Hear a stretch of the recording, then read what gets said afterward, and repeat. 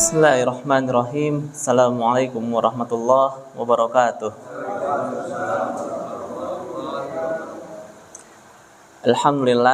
Alhamdulillahirabbil alamin wa bihi nasta'in ala umuri dunya waddin. Assalatu wassalamu ala asyrafil anbiya'i wal mursalin wa ala alihi wa ashabihi wa man tabi'ahum bi ihsan ila yaumiddin. Amma ba'd. Rabbi shrah li sadri wa yassir li amri wahlul 'uqdatam min lisani yafqahu qawli. Para hadirin rahimakumullah, hamdan wa syukran lillah. Sebuah puji serta syukur kita ke hadirat Allah Subhanahu wa taala di sore hari ini, hari Ahad. Kita diperkenankan oleh Allah, diketuk hati kita untuk sama-sama melangkahkan kaki kita menghadiri sebuah majelis ilmu yang mudah-mudahan Allah ridho dengan majelis ini. Ada malaikat-malaikat yang hadir mendoakan keberkahan bagi kita semua. Amin amin Allahumma amin. Salawat serta salam tak lupa senantiasa kita limpah curahkan kepada junjungan kita, sosok yang betul-betul kita nantikan pertemuannya kelak. Sosok yang mungkin andaikan kita bisa bertemu dari kejauhan itu sudah lebih menyejukkan hati dibandingkan tidak sama sekali. Sosok yang kita nanti-nantikan, mudah-mudahan kita termasuk orang-orang yang beruntung yang bisa dilimpahi syafaatnya kelak. Siapa lagi kalau bukan Rasulullah Sallallahu Alaihi Wasallam beserta para sahabatnya, ahlul baitnya, serta umatnya yang senantiasa mengikuti langkahnya hingga hari akhir kelak. Insya Allah. Para hadirin rahimakumullah, sore hari ini ada sebuah isu yang akan kita kupas bersama. Dari flyer agak provokatif memang. Katanya ketika anak perempuan menggugat, siapa yang menggugat gitu kan. Lalu dikaitkan dengan kajian Quran surah At-Takwir. Bapak-bapak, ibu-ibu rahimakumullah, kalau kita ingin melihat bagaimana surah At-Takwir ini ada sebuah pesan penting yang seakan Allah ingin memberitahukan kepada kita semua. Surah At-Takwir, surah yang ke-81 dalam tatanan urutan Mushaf Utsmani, ini nomor 81. Menariknya adalah dalam surah At-Takwir ini menggambarkan tentang akan terjadinya sebuah peristiwa besar kelak. Jadi kalau Prof. Quraisy pernah berkata, belajar tafsir yang enak itu pendekatannya bahasa. Jadi kalau kita baca kitab tafsir A, B, C, D terlalu banyak, terlalu panjang, nanti nggak selesai-selesai gitu. Sedangkan umur kita entah sampai berapa tahun. Maka kata Prof. Quraisy, beliau pernah bilang, yang paling mudah untuk belajar Quran itu lewat pendekatan bahasa. Jadi dalam Al-Quran ada pola-pola tertentu, ada penggunaan kata-kata tertentu yang itu bisa dipastikan maknanya akan seperti demikian, kurang lebih seperti itu. Di antaranya adalah bagaimana penggunaan kata kerja masa lampau atau fi'il madhi dalam Al-Quran ketika dia disandingkan dengan kata idza.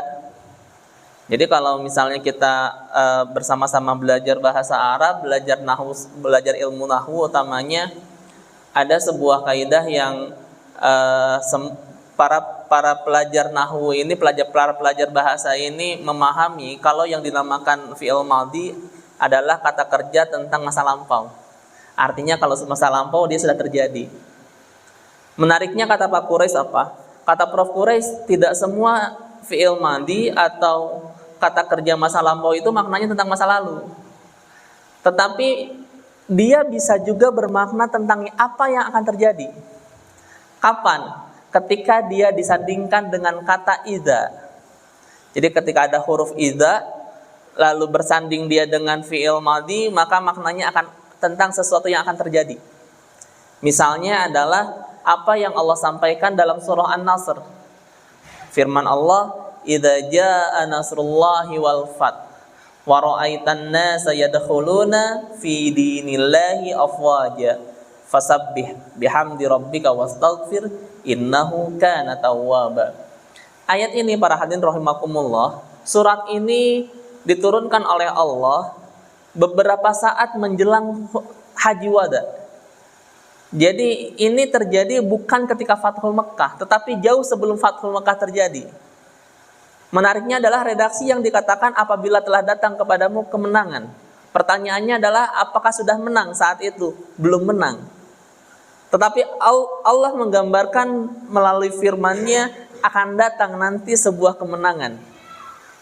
Yang menarik adalah di sana kata datang tidak menggunakan redaksi yaji'u dalam fi'il mudhari atau kata kerja yang akan terjadi. Tetapi yang menggunakan kata ja'a yang maknanya justru sudah lewat. Ini dia. Karena tidak difahami sebagai sesuatu yang telah terjadi, tetapi difahami sebagai apa yang akan terjadi. Gara-gara ada apa? Ada iza di sana.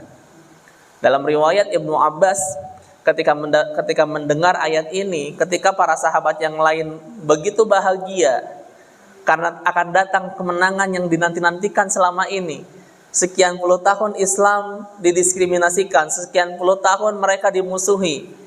Maka janji Allah akan datang kemenangan saat nanti. Ibnu Abbas bukannya gembira tapi bersedih. Ketika bersedih, ditanyakan oleh Abdullah ibnu Mas'ud, begitu juga ditanyakan oleh Sayyidina Abu Bakar, kenapa engkau bersedih? Jawabnya apa? Jawabnya, entah kenapa hati ini merasa kalau Rasulullah akan sebentar lagi pergi dari hadapan kita. Loh, kenapa seperti itu? Ketika Islam sudah menang, ketika kemenangan itu sudah di depan mata, maka pertanyaan selanjutnya adalah apalagi fungsi Rasulullah? Itu yang kemudian menjadikan suasana kebatinan para sahabat yang tadinya bergembira mendadak menjadi mendung mendadak menggelayuti hati para sahabat saat itu. Gara-gara apa? Gara-gara pemahaman atau penafsiran Ibnu Abbas terkait dengan surah An-Nasr. Para hadirin rahimakumullah, 13 tahun lamanya Rasulullah berjuang di kota Mekah.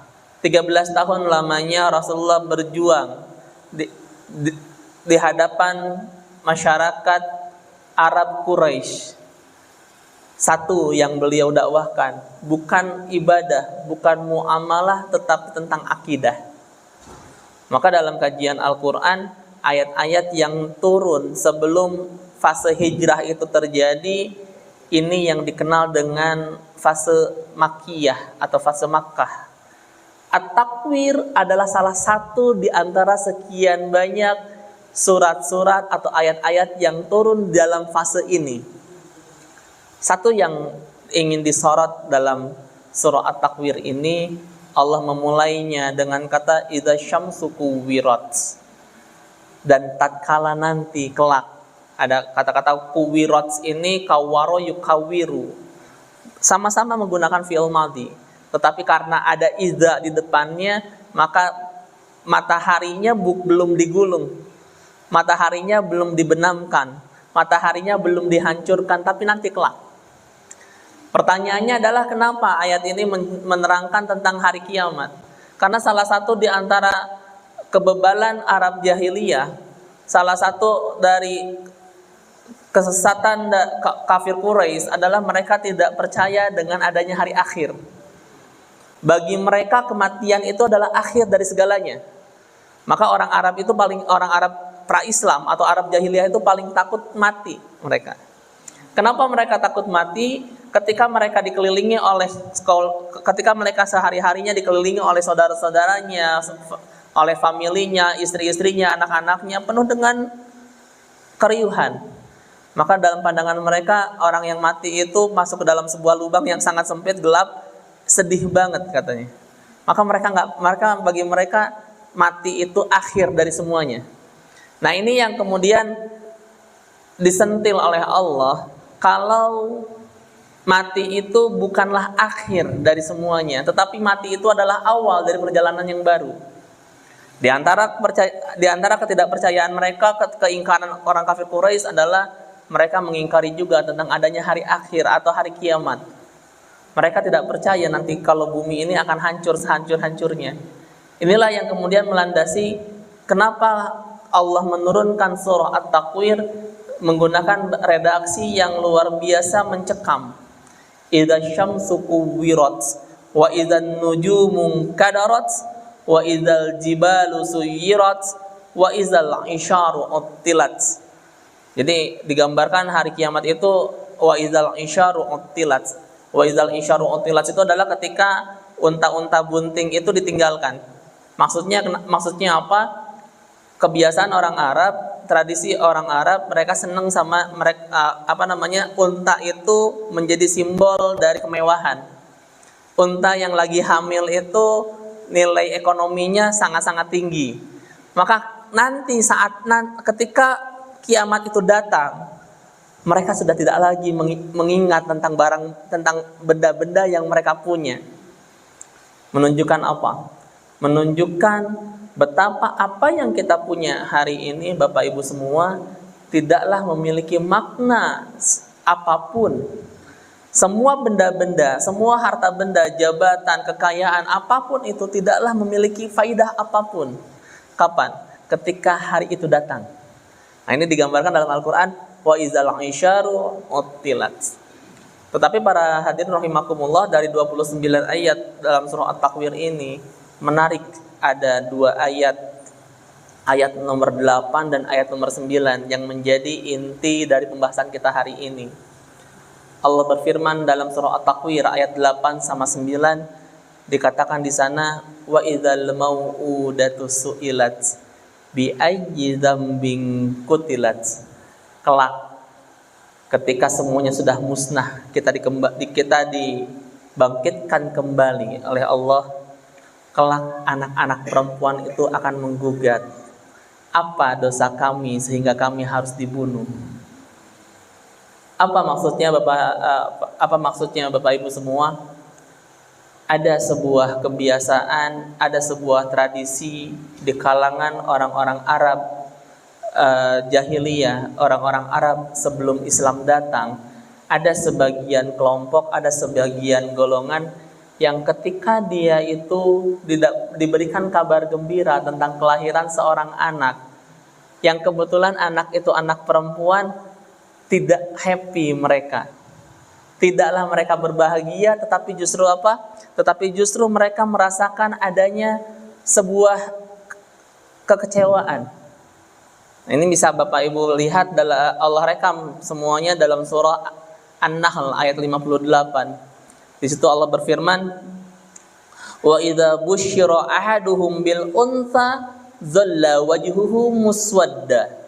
Ketika salah seorang di antara mereka diberikan kabar gembira tentang kelahiran seorang anak perempuan, dhalla wajhuhu muswadda, berubahlah raut muka mereka, berubahlah warna wajah mereka yang tadinya cerah berubah menjadi hitam keungu-unguan.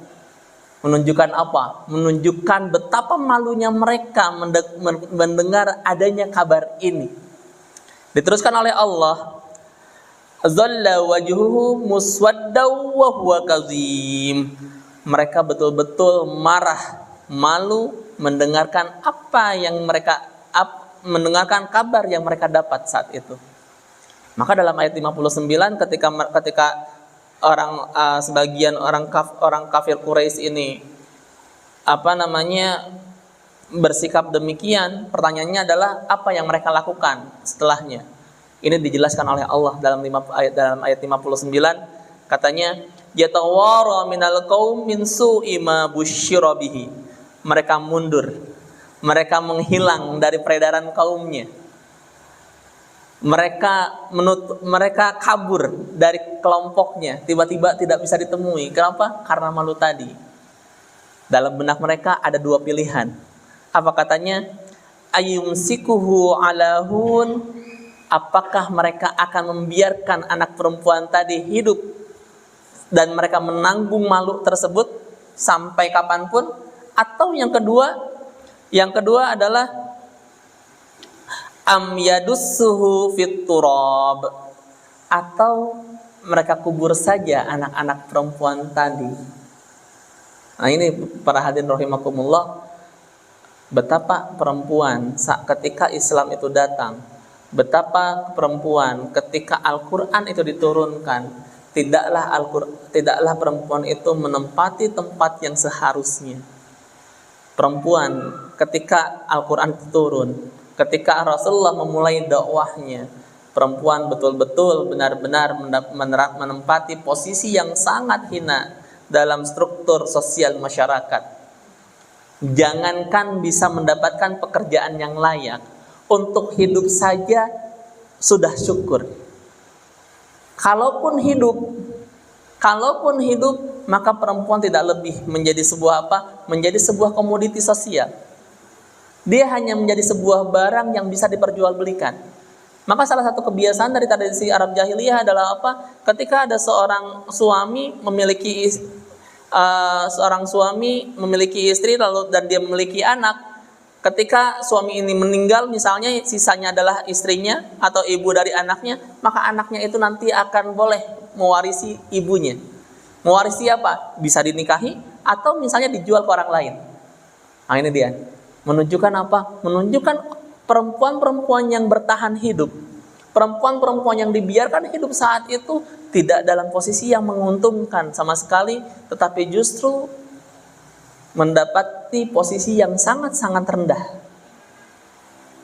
Sebagian dibunuh, sebagian lagi dibiarkan untuk hidup tetapi diperjualbelikan menjadi budak, menjadi pelacur dan lain sebagainya. Para hadirin rahimakumullah, betapa menyedihkannya menjadi seorang perempuan di masa lalu. Inilah yang kemudian kelak ketika kita dibangkitkan pada kehidupan selanjutnya, anak-anak perempuan ini akan menggugat. Anak perempuan yang dibunuh ini akan bertanya dengan wajah yang sinis di hadapan para pembunuhnya. Wa idzal mau'udatu su'ilat bi ayyi dzambin qutilat. Apa dosa kami sehingga kami harus diperlakukan seperti demikian? Satu yang menjadi catatan bersama para hadirin rahimakumullah, sebuah teori sejarah mengatakan kalau sejarah akan terus berulang. Yang berbeda hanyalah masalah apa? Masalah waktu dan pelakunya saja. Apa yang dialami oleh perempuan-perempuan di masa lalu ketika dia masih kecil, mereka dibunuh. Ketika mereka masih kecil, mereka dibiarkan hidup tetapi mengalami penindasan yang tidak terperikan. Islam datang untuk membebaskan semuanya. Islam datang untuk menyamakan, untuk menyetarakan kedudukan antara laki-laki dengan perempuan. Maka dalam An-Nahl ayat 97 menarik untuk kita ingat bersama. Allah berfirman, "Man 'amila shalihan." Barang siapa yang beramal soleh, kata Allah, min zakarin au unsa, dan baik itu laki-laki ataupun perempuan. Tidak menggunakan laki-laki dulu baru perempuan, enggak. Tetapi di situ menggunakan au. Au itu atau menunjukkan kesetaraan. Laki-laki atau perempuan. Min zakarin au unsa wa huwa mu'min, dan dia telah beriman, maka apa kata Allah? Falanuhyiyannahu hayatan thayyibah. Maka akan janji Allah, akan kami anugerahkan kepada orang tersebut hidup yang baik, hidup yang bermartabat. Para hadirin rahimakumullah, mungkin ini sekilas tentang apa yang bisa kita lihat bersama dalam surah At-Takwir ayat 8 dan ayat 9. Memberikan kita sebuah gambaran yang jelas. Islam datang, Al-Quran datang saat itu untuk merubah kebiasaan-kebiasaan dari masyarakat yang memang bermasalah sekali.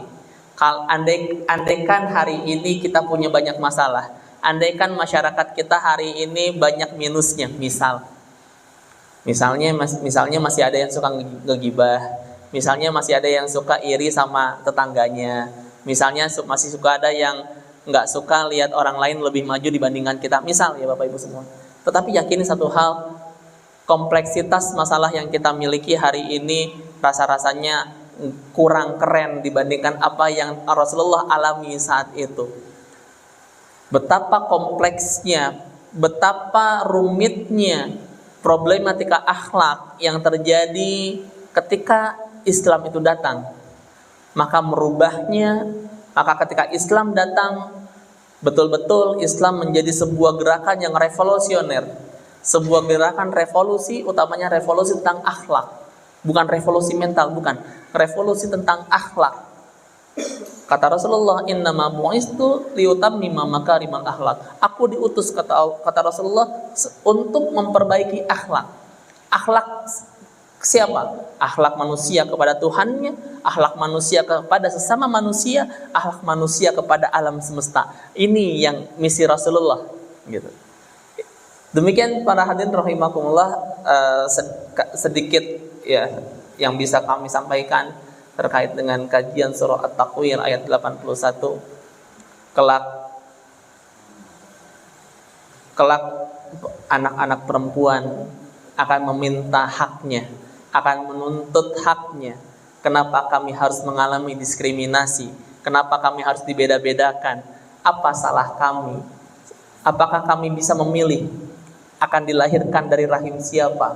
Apakah kami bisa memilih akan dilahirkan dengan jenis kelamin seperti apa? Tidak. Ini adalah bagian daripada takdir Allah yang mubrom, takdir yang tidak pernah bisa diganti oleh siapapun. Kita terlahir sebagai laki-laki dan kita terlahir sebagai seorang perempuan, ini atas semuanya merupakan kuasanya Allah. Tidaklah kita bisa menggugat sedikit pun. Maka diskriminasi ras, diskriminasi jenis kelamin, inilah yang sebenarnya sedang diperjuangkan oleh Islam ketika awal-awal datang. Ketika perempuan mengalami diskriminasi yang luar biasa, bukan hanya soal pendidikan, bukan hanya soal hak bersuara, tetapi juga sampai tentang masalah layak atau tidak layaknya untuk hidup. Islam datang untuk membebaskan itu semua. Maka andaikan saat ini ada yang mengatakan Islam ini adalah agama yang intoleran terhadap perempuan, rasa-rasanya penting bagi dia untuk melihat bagaimana Allah berfirman dalam surah At-Takwir ayat 8 dan ayat 9. Kalau hari ini poligami dikatakan sebagai sebuah gerakan yang mendiskriminasi perempuan, yang melanggar hak asasinya perempuan, penting rasanya dia melihat bagaimana poligami dilakukan ketika Islam belum datang. Bagaimana tertekannya para sahabat menghadapi sebuah kenyataan poligami yang tadinya unlimited, tidak ada batasnya, tiba-tiba dibatasi hanya 4 saja. Ini berat. Apalagi kemudian ditegaskan fa'ilam ta'dilu fawahidah. Kalau nggak bisa adil, 1 aja cukup. Nah, ini Masya Allah.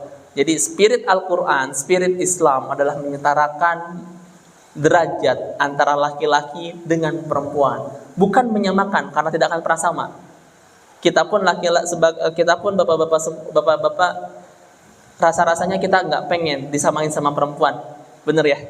Nah, kita nggak pengen disamain sama perempuan harus mengandung 8 bulan, 9 bulan, 10 bulan. Nggak, makasih, gitu kan. Ibu-ibu juga sama. Ibu-ibu disamain sama laki-laki nggak mau rasanya. Mentang-mentang persamaan gender misalnya, Bu, ibu kan pengen disamain. Ibu yang manjat genteng, ayah yang ngeliatin TV, mau nggak? Kayaknya nggak mau juga, gitu kan. Maka spirit Islam bukan menyamakan antara laki-laki dengan perempuan, karena masing-masing memiliki memiliki kodratnya yang berbeda. Tetapi Islam menyuarakan adanya penyetaraan hak, penyetaraan kedudukan antara laki-laki dengan perempuan. Nasrun minallah wa fathun qarib wa basyiril mu'minin. Assalamualaikum warahmatullahi wabarakatuh. Inilah yang dapat kami sampaikan. Mohon maaf bila ada kurang dan lebihnya, dan mudah-mudahan ini bermanfaat. Wassalamualaikum warahmatullahi wabarakatuh.